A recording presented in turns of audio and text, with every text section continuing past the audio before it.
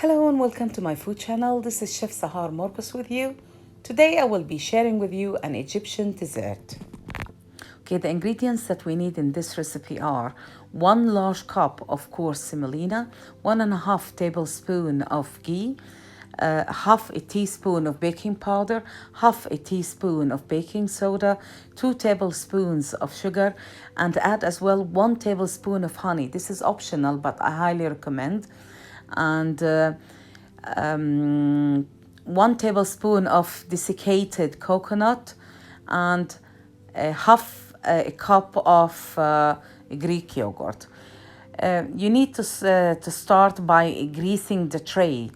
The tray should be greased either by tahini paste or butter, melted butter or ghee.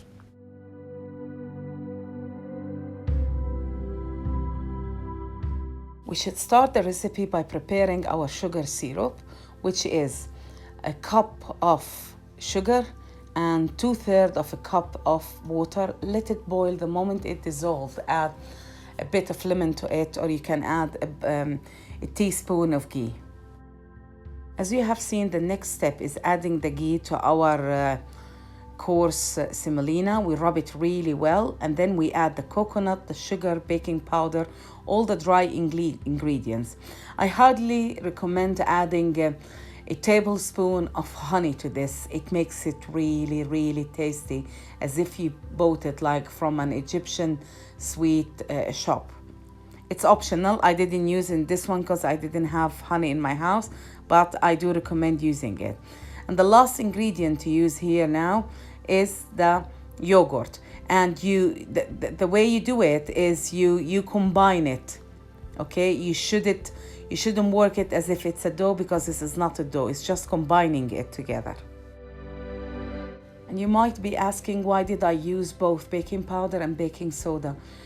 The baking powder here will work as a rising agent, but my baking soda here is to neutralize the acidity in the Greek yogurt, and that's it, so that we don't have like this acidy or soury taste in this dessert.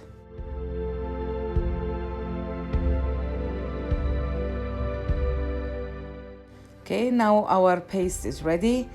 As you see, I have greased the tray with tahini. You can do it as well with butter or ghee, whatever suits you. I'm scooping out now my mixture. I will smooth it and level it, and then leave it to sort of like, so that all the moist will dry, not completely. So it's like from 10 to 20 minutes, so that I will work how to cut it with a knife.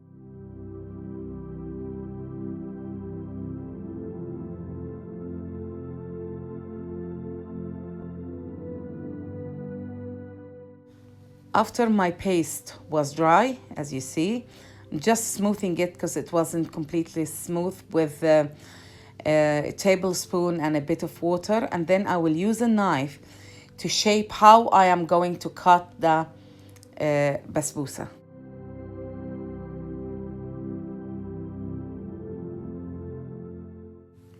Okay, I'm gonna cut it to diamond shape. As you see, I'm cutting it to quarters and then halving each quarter, so I will have it in 8, and then doing the diamond.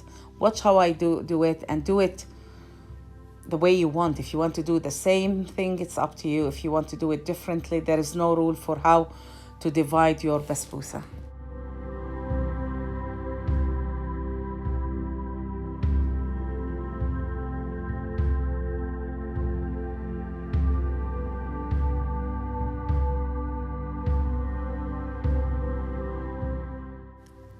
The only way I did it this way is because it's a circle-shaped tray, but if you use like, a rectangle or square, so maybe then doing it in squares is easier for you.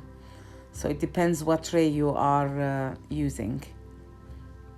And I already put the oven on temperature of 200 Celsius. It has to be really hot when you put it. Now, garnishing it with some nuts, it's optional. It's completely up to you. The original recipe comes with, without. Then after years, people started garnishing it and adding it to it, like as if they updated the recipe and started adding some nuts to it.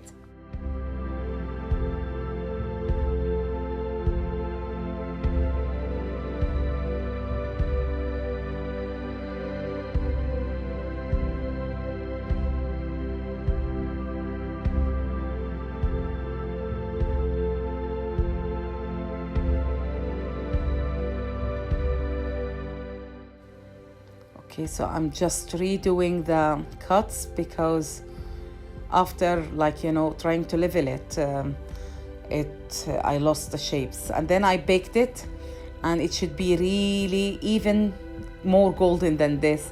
Now the syrup has to be cold and the basbousa has to be hot. It's a very, very tasty and authentic Egyptian dish. They do it all over the world, in Lebanon, in Syria, in Palestine, but it has different names. Some call it namura, some call it harisi. Served it here with clotted cream. It's delicious. Thank you so much for watching.